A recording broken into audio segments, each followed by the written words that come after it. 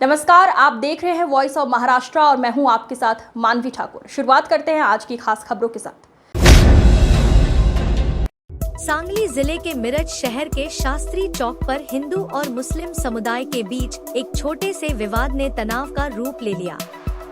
एक हिंदू व्यक्ति द्वारा मुस्लिम बच्चों के साथ अभद्र भाषा का प्रयोग करने पर दोनों समुदायों के लोग आमने सामने आ गए। कुछ ही देर में लगभग 100 से 150 लोग एकत्रित होकर नारेबाजी करने लगे और माहौल तनावपूर्ण हो गया। स्थिति को नियंत्रण से बाहर जाने से रोकने के लिए सांगली जिला पुलिस ने तत्काल भारी पुलिस बल तैनात किया। मिरज के उपविभागीय पुलिस अधिकारी और पुलिस निरीक्षकों ने भीड़ से शांति बनाए रखने की अपील की। अतिरिक्त पुलिस अधीक्षक श्रीमती कल्पना बारावकर ने स्वयं घटनास्थल पर पहुंचकर भीड़ को भरोसा दिलाया कि आरोपी के खिलाफ कानूनी कार्रवाई की जाएगी, जिसके बाद भीड़ शांतिपूर्वक हट गई।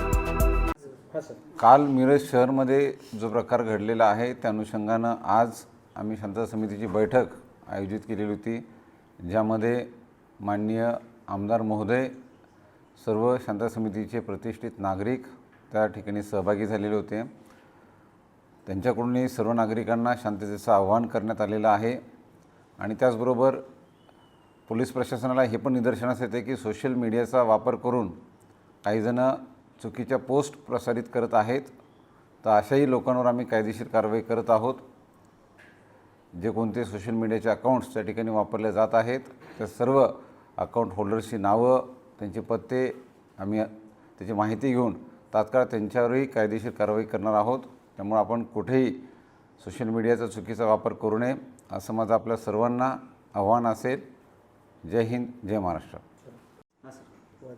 काल संध्याकाळी मिरज शहरमध्ये दोन मुलांमध्ये, दोन भिन्न धर्माच्या मुलांमध्ये जो शाब्दिक वाद झालेला होता आणि धार्मिक भावना दुखवण्याचा प्रकार होता, त्या अनुषंगाने शहरमध्ये गर्दी जमा होऊन पोलीस स्टेशनकडे जो जमाव आला, त्यांच्याकडून प्रमुख मागणी होती की पोलिसांनी तात्काळ त्या ठिकाणी कारवाई करावी, गुन्हा दाखल करावा।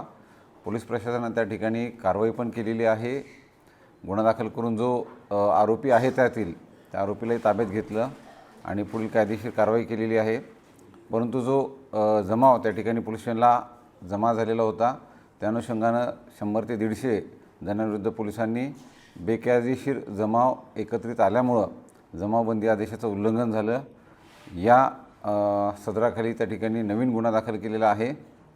त्यातही एकूण आत्तापर्यंत 35 आरोपींची नावं आम्हाला निष्पन्न झाली आहेत आणि साधारणतः 13 आरोपी आम्ही ताब्यात घेतलेले आहेत।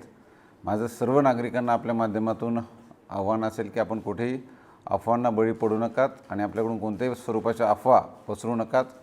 जिल्हा पोलीस प्रशासनाला त्या ठिकाणी सहकार्य करा। कोणताही अनुचित प्रकार शहरामध्ये आम्ही होऊ देणार नाहीत। त्यासाठी पोलीस प्रशासन सज्ज आहे। योग्य तो बंदोबस्तही तैनात करण्यात आलेला आहे आणि पुढील कायदेशीर कारवाई आमच्याकडून चालू आहे।